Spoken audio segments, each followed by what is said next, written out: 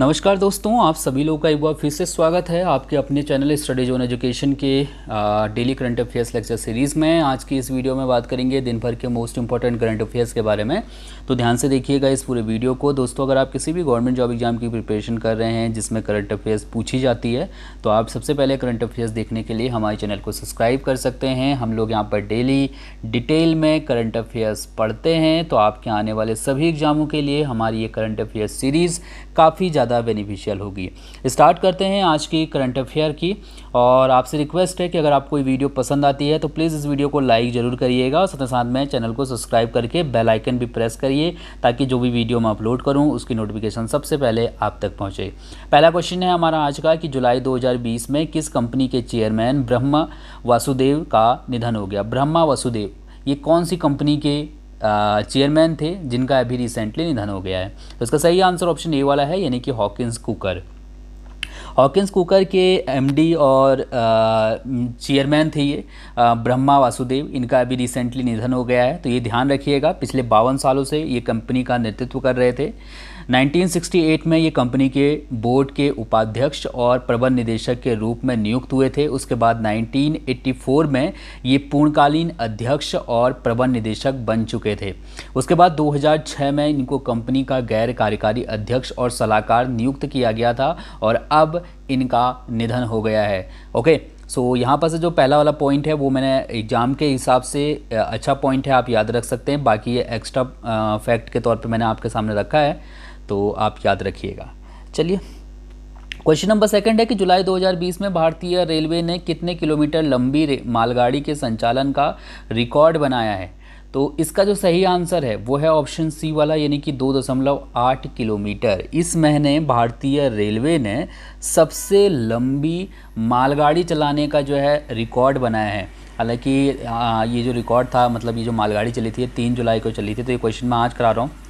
Don't mind, कोई दिक्कत की बात नहीं है। एग्ज़ाम के लिए अच्छा क्वेश्चन है, तो आप इस चीज़ को याद रख सकते हैं। ये भारतीय रेलवे के द्वारा अब तक का चलाया गया सबसे लंबी मालगाड़ी है। मालगाड़ी तो वैसे भी लंबी होती है, लेकिन ये 2.8 किलोमीटर थी। अप्रॉक्सीमेट 3 किलोमीटर की रेलगाड़ी थी।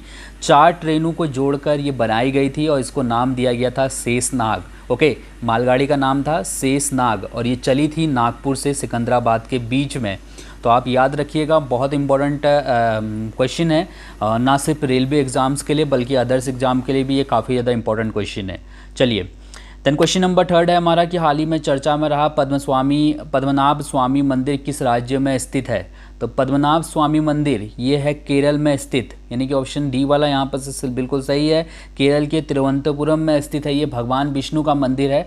आपको ध्यान होगा कि 2010-2011 के दरमियान जो है ये जो मंदिर था ये बहुत ज़्यादा चर्चा में आया था, जब कहा जा रहा था कि इस मंदिर के नीचे जो तहखाने हैं 7 अलग अलग दरवाजे हैं, तो उनको खोला जा रहा था। ठीक है, तो कहा जा रहा था कि लास्ट वाला जो दरवाज़ा है वो जब खुलेगा तो कुछ ना कुछ ऐसी बड़ी अनहोनी होगी जिसकी वजह से मतलब एक तरीके से या तो प्राकृतिक आपदा आएगी या तो कोई बड़ा घटना हो सकती है। तो वो दरवाज़ा बाद में नहीं खोला गया था। तो वो जो पूरा केस चल रहा है उस मंदिर की रखवाली को लेकर, तो वो केस चल रहा था और फाइनली ये केस सुप्रीम कोर्ट तक चला गया था। अब सुप्रीम कोर्ट ने फैसला दिया है जिसमें मंदिर का जो प्रबंधन का जो काम है वो त्रावणकोर के राज परिवार के अधिकार को मतलब उसकी मान्यता दी गई है। कोर्ट ने राज परिवार के सेवादार के हक को तो बरकरार रखा है, लेकिन देवता की पूजा के तरीके से लेकर मंदिर की संपत्तियों के रखरखाव, श्रद्धालुओं को सुविधाएं उपलब्ध कराने जैसे तमाम काम का अधिकार कोर्ट ने 5 सदस्यीय प्रशासनिक कमेटी और 3 सदस्यीय एडवाइजरी कमेटी को सौंप दिया है। यहाँ पर आरोप लग रहे थे कि ये जो तिरुवनंतपुरम में जो ये मंदिर स्थित है पद्मनाभ स्वामी मंदिर, यहाँ पर वित्तीय अनियमितताएं चल रही हैं। वित्तीय एक तरीके से कहते हैं छोटे मोटे घोटाले चल रहे हैं अंदर, क्योंकि यहाँ पर जो पैसा आ रहा है, जो चढ़ावा आ रहा है, उस पर जो है किसी तरीके की कोई नज़र नहीं थी गवर्नमेंट की। ठीक है, तो उसके बाद काफ़ी ज़्यादा विवाद हुआ। 2010-11 में सरकार ने जब याचिका दायर हुई कोर्ट में, तो उसके बाद फिर इस मंदिर के तहखाने खोले गए। करोड़ों रुपए की संपत्ति जो है इस तहखाने से निकली। यहाँ पर मैं लास्ट वाला पॉइंट पढ़ देता हूँ, फिर आपको समझाऊंगा। जैसे कि मैंने आपको बताया कि अनिष्ट की आशंका से जो है जो 7वां जो तहखाना था, 7वां जो दरवाज़ा था वो नहीं खोला गया था। इस दरवाजे पे 2 नाग बने हुए हैं और कहा जाता है कि ये दो नाग बने हुए हैं, यही पूरे इस तहखाने की रक्षा करते हैं। और अगर ये तहखाना अगर किसी ने खोला तो या तो उसकी मृत्यु हो जाएगी या फिर कोई ना कोई इतनी बड़ी घटना होगी जो नहीं होनी चाहिए। तो अब इस तहखाने को खोलने का जो फैसला है, ये कोर्ट ने जो ये एडवाइजरी कमेटी और जो ये एडमिनिस्ट्रेटिव कमेटी बनाई है, ये दोनों ही जो है आपस में मिलके ये मतलब तय करेंगे कि दरवाज़ा खोला जाए या नहीं खोला जाए। मंदिर के पास करीब 2 लाख करोड़ रुपए की संपत्ति का अनुमान है। हालांकि कई लोग तो कहते हैं कि इससे कई गुना संपत्ति इस मंदिर के तहखानों में छुपी हुई है। तो यहाँ पर ये चीज़ आप ध्यान रख सकते हैं। हाँ, अभी त्रावणकोर के राज परिवार वाली क्या बात है, तो एक्चुअली में जो ये मंदिर है, ये पद्मनाभ स्वामी मंदिर, ये त्रावणकोर के राज परिवार ने ही बनवाया था। तो कहा जाता है कि ये जो त्रावणकोर का जो राज परिवार था, ये आज़ादी से पहले तक जो है इस इलाके में राज करता था और इस इलाके के आसपास मतलब जो तिरुवनंतपुरम के आसपास जो है वो राज करता था। तो उसी ने जो है ये मंदिर बनवाया था और उसने अपनी जितनी भी संपत्ति थी उसके पास, वो सारी संपत्ति इस मंदिर में लगा दी थी। और साथ ही में उसने ये वादा किया था कि वो इस संपत्ति से एक कण भी नहीं लेगा, एक मिट्टी का जो है मतलब कंकड़ भी नहीं लेगा। तो ये मतलब अभी तक इस नियम को फॉलो कर रहे हैं। ये जो राज परिवार है, ये किसी तरीके का यहाँ पर से पैसा नहीं लेता है, मंदिर के चढ़ावा या फिर किसी भी तरीके का मतलब जो है उस पर उसका हक नहीं है। ठीक है, तो फिलहाल में मंदिर का जो प्रबंधन वाला जो काम है, जो विशेष अधिकार हैं राज परिवार के पास, ठीक है, उसको जो है मान्यता दे दी है फिलहाल में सुप्रीम कोर्ट ने। ठीक है, चलिए इसके बाद हम लोग बात करते हैं क्वेश्चन नंबर 4 की कि निम्नलिखित में से किस राज्य ने गोधन न्याय योजना के तहत किसानों से 2 रुपये प्रति किलोग्राम की दर से गोबर खरीदने की मंजूरी प्रदान की है। तो इसका जो सही आंसर है वो है ऑप्शन डी वाला, यानी कि छत्तीसगढ़ में। आप सभी लोग जानते हैं कि हाँ, गोबर जो है वो हम लोग क्या पूरे दुनिया भर में जो है कह सकते हो आपकी काफ़ी अच्छा माना जाता है ये उर्वरक के तौर पे। इसके अलावा कई तरीके की जो है गोबर के प्रयोग से आजकल तो गैस भी बनाई जा रही है, तो कई चीज़ें मतलब आजकल हो रहे हैं। तो छत्तीसगढ़ सरकार ने एक योजना चलाई थी जिसका नाम था गोधन न्याय योजना। ठीक है, ये मैं आपको पहले पढ़ा चुका हूँ, अभी फ़िलहाल में ये लागू नहीं हुई है योजना, लेकिन मैं इसको पढ़ा चुका हूँ क्योंकि इसकी घोषणा तो काफ़ी पहले कर चुकी है छत्तीसगढ़ सरकार। तो मैंने आपको उस वक्त बताया था कि के तहत जो किसान हैं उनकी आय बढ़ाने की कोशिश की जाएगी और साथ में जो पशुपालन है उसको बढ़ावा दिया जाएगा। ठीक है, और जो मतलब गाय वगैरह जो छूटी रहती हैं, इधर उधर टहलती रहती हैं, तो वो ना टहलें, तो इसलिए लोग मतलब पैसा मिलेगा तो भाई थोड़ा सा लालच भी रहेगा, तो उसी बहाने गायों को पालेंगे। ठीक है, तो अब सरकार ने कहा है कि किसानों से 2 रुपये प्रति किलोग्राम की दर से जो है वो गोबर खरीदेगा। छत्तीसगढ़ सरकार के मुताबिक इस गोबर का उपयोग जैविक खेती करने में जो है किया जाएगा। 20 जुलाई को ये जो योजना है ये यहाँ पर शुरू होगी। ठीक है, तो आप याद रख सकते हैं, अच्छा क्वेश्चन है एग्ज़ाम के लिए। चलिए क्वेश्चन नंबर 5वां है कि जुलाई 2020 में गूगल ने जियो प्लेटफॉर्म में कितने हज़ार करोड़ रुपए निवेश करने की घोषणा की है। इसका जो सही आंसर है वो है ऑप्शन सी वाला, यानी कि 30,000 करोड़ रुपए। अभी रिसेंटली गूगल ने जियो प्लेटफॉर्म में 30,000 करोड़ रुपए निवेश करने की घोषणा की है। आपकी जानकारी के लिए बता दूं कि मार्च से लेकर अब तक रिलायंस जियो में फेसबुक सहित दुनिया की कई बड़ी कंपनियों ने करीब 1.18 लाख करोड़ रुपए का निवेश किया है। गूगल ने ये वादा किया है कि वो अगले 5 से 7 सालों तक भारत में 75,000 करोड़ रुपए निवेश करेगा। तो 75,000 करोड़ रुपए में से 30,000 करोड़ रुपए जो है वो निवेश कर सकता है जियो प्लेटफॉर्म पे। तो उसने फ़िलहाल में ये घोषणा की है। तो जब ये चीज़ सामने निकल के आती है ऑफिशियली, जब जो है वो इन्वेस्ट करेगा, तो उस वक्त मैं आपको ये क्वेश्चन फिर से एक बार कराऊंगा ताकि आपको क्लियर हो जाए। ठीक है, फिलहाल में आप याद रखिएगा इस चीज़ को। इसके बाद हम लोग बात करते हैं क्वेश्चन नंबर 6 की कि जुलाई 2020 में जारी ब्लूमबर्ग बिलियनियर्स इंडेक्स में मुकेश अंबानी को कौन सा स्थान मिला है। अभी रिसेंटली ब्लूमबर्ग बिलियनियर्स इंडेक्स जारी हुआ है, इसमें मुकेश अंबानी को 6वां स्थान मिला है, यानी कि दुनिया के 6ठे सबसे अमीर व्यक्ति बन चुके हैं मुकेश अंबानी, इनकी जो संपत्ति है वो है 72.4 बिलियन डॉलर। ठीक है, कहीं कहीं पर ये 74.4 बिलियन डॉलर लिखा हुआ है, तो कोई दिक्कत की बात नहीं। याद रखिएगा ये बेसिकली जो ये इन लोगों का जो पैसा होता है ये शेयर बाज़ार के ऊपर निर्भर करता है। मान लीजिए शेयर बाज़ार में उछाल आया तो इनकी संपत्ति बढ़ गई, और अगर गिरावट आई तो फिर इनकी संपत्ति कम हो गई। ठीक है, तो ये थोड़ा बहुत अंतर आ जाता है। तो इतना आपको ये तो नहीं याद रखना है कि कितना पैसा उनके पास है, क्योंकि एग्जाम में पूछा भी नहीं जाता है। और अगर आप एग्जामिनर अगर आज क्वेश्चन बनाएगा कि मुकेश अंबानी छठे सबसे धनवान व्यक्ति हैं, उनके पास कितनी संपत्ति है, ये आपके पास क्वेश्चन आ जाएगा, तो आज एग्जामिनर क्वेश्चन बनाएगा तो वो क्वेश्चन पेपर आपको कम से कम 1 महीने बाद मिलेगा, और तब तक जो है मुकेश अंबानी उससे ज़्यादा पैसा कमा चुके होंगे या फिर उससे कम हो गया होगा, तो ये क्वेश्चन आते नहीं हैं। ठीक है, तो फिलहाल में आप ये याद रखिएगा कि छठे सबसे अमीर व्यक्ति हैं दुनिया की, ये थोड़ा सा यहाँ पर से इम्पोर्टेंट बनेगा। दुनिया के जो सबसे अमीर व्यक्ति हैं उसमें पहले नंबर पे आते हैं जेफ बेजोस, जिनकी संपत्ति है 184 बिलियन डॉलर। इसी तरीके से दूसरे स्थान पे आते हैं बिल गेट्स, जिनकी संपत्ति है 115 बिलियन डॉलर। और उसके बाद तीसरे स्थान पे आते हैं बर्नार्ड अर्नोल्ट, जिनकी संपत्ति है 94.5 बिलियन डॉलर। तो ये मैंने आपको बता दिया और ध्यान रखिएगा इस चीज़ को। ओके, क्वेश्चन नंबर 7वां है कि सिंगापुर के कारोबार और उद्योग मंत्रालय के अनुसार अप्रैल जून 2020 में 20 की जो तिमाही है उसके दौरान जो सिंगापुर है उसकी जीडीपी में कितने प्रतिशत की गिरावट देखने को मिली है। इसका जो सही आंसर है वो है ऑप्शन सी वाला, यानी कि 41.2%। अभी रिसेंटली सिंगापुर के कारोबार और उद्योग मंत्रालय की ने जो आंकड़े जारी किए हैं उसमें उसने कहा है कि जो दूसरी तिमाही रही है इस साल की, यानी कि अप्रैल से जून तक की जो तिमाही रही है उसमें जो है जो मतलब सिंगापुर की जो जीडीपी है वो 41.2% तक की गिरावट उसमें आई है। ये अब तक की सबसे बड़ी गिरावट है। 1 साल पहले के मुताबिक अभी फ़िलहाल में देखा जाए तो सिंगापुर की जीडीपी में 12.6% की कमी आई है, अगर पिछले साल की तुलना में देखा जाए।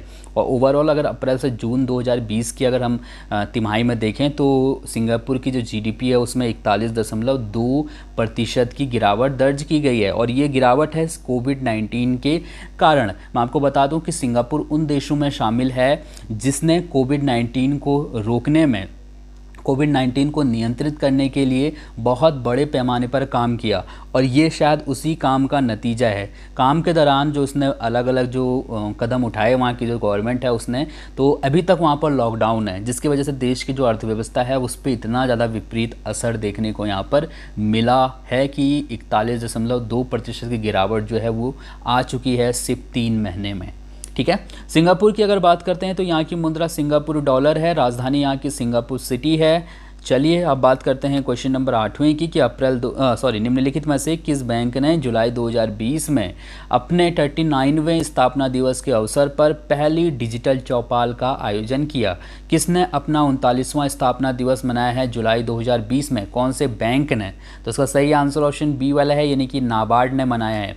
ठीक है, ये आप याद रखिएगा। और आपकी जानकारी के लिए बता दूं कि चौपाल में नाबार्ड द्वारा समर्थित विभिन्न परियोजनाओं के जो प्रतिभागी हैं जिसमें नाबार्ड ने पैसा लगाया है, उसने जो है उन प्रतिभागियों को बुलाया, मतलब एक तरीके से सीधे बोले कि जिन परियोजनाओं में नाबार्ड की तरफ से पैसा लगाया गया तो उन परियोजनाओं के जो वरिष्ठ अधिकारी हैं वो इस चौपाल में हिस्सा ले रहे थे, और उनसे चर्चा की गई कि किस तरीके से जो है वो नाबार्ड द्वारा जो समर्थन दिया गया है उसका लाभ उठा पा रहे हैं। चौपाल में नाबार्ड ने बैंक और वित्तीय संस्थानों को 5,000 करोड़ रुपए का कर्ज उपलब्ध कराने की घोषणा की है। इसके द्वारा बैंक जल संग्रहण क्षेत्र परियोजनाओं के लाभार्थियों को कर्ज दे सकते हैं। नाबार्ड की अगर हम बात करते हैं तो नाबार्ड का फुल फॉर्म होता है national bank for agriculture and rural development. इसकी स्थापना 1982 में हुई थी। इसका मुख्यालय मुंबई में है और इसके अध्यक्ष हैं गोविंदा राजुला चिंटाला। ठीक है, तो ये यहाँ से ध्यान रखिएगा, चिंटला, गोविंदा राजुलू चिंटला। ठीक है,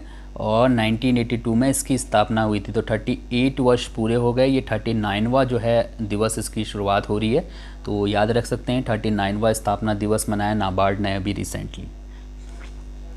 क्वेश्चन नंबर 9 है कि विश्व युवा कौशल दिवस कब मनाया जाता है? विश्व युवा कौशल दिवस हम लोग हर साल मनाते हैं 15 जुलाई को। सो ऑप्शन सी वाला यहाँ पर से बिल्कुल सही है। इस दिवस का उद्देश्य दुनिया भर के युवाओं को उनकी सामाजिक और आर्थिक स्थिति सुधारने के लिए उनमें कौशल विकास से संबंधित जो योजनाएं हैं उनके बारे में जागरूकता फैलाना है।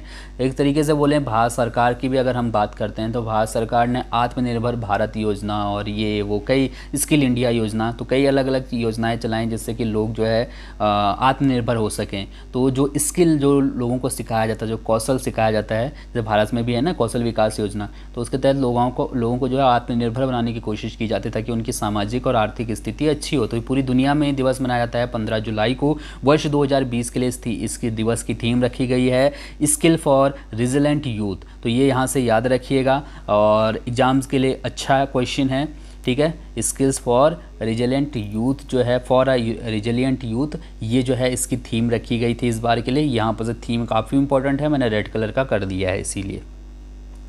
क्वेश्चन नंबर 10वां है कि जुलाई 2020 में प्रसिद्ध डैश ज्योत्सना भट्ट का निधन हो गया। ज्योत्सना भट्ट ये कौन थी? तो ये प्रसिद्ध सिरेमिक कलाकार थी, ठीक है।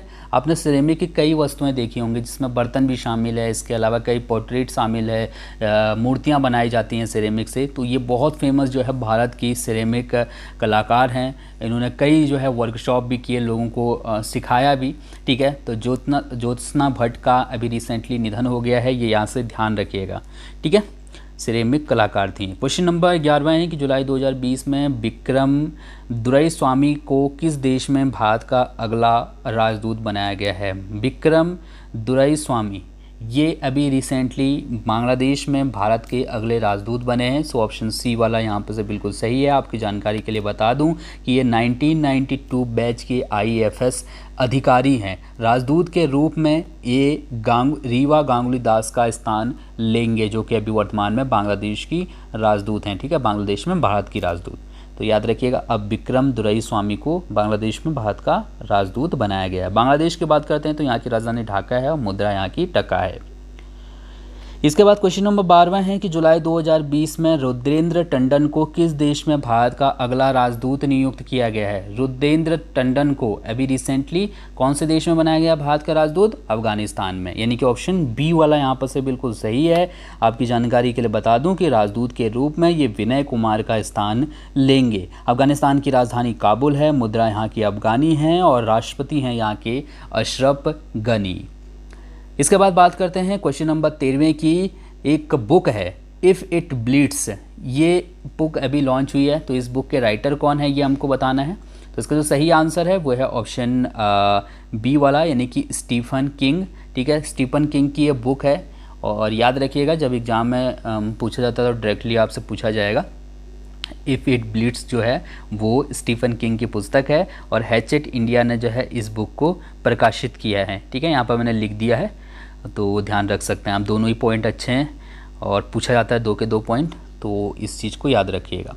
अब बात करते हैं दोस्तों आपके लिए कल के प्रश्न की। इस प्रश्न का उत्तर आपको कमेंट करके बताना था। आप में से कई लोगों ने क्वेश्चन का आंसर सही दिया था। आप सभी लोगों से रिक्वेस्ट है कि अगर आपने ये वीडियो यहाँ तक देख लिया है और आपको वीडियो पसंद आई तो लाइक ज़रूर करिएगा, पसंद नहीं आई तो डिसलाइक कर सकते हैं, और साथ में अगर कोई चीज़ आप मेरे साथ शेयर करना चाहते हैं तो आप वो भी शेयर कर सकते हैं। मैंने आपसे पूछा था कि देइंग पटकाई वन्यजीव अभ्यारण्य किस राज्य में स्थित है, तो आपको बताना था इसका आंसर। इसका आंसर ऑप्शन ए वाला था, यानी कि असम में।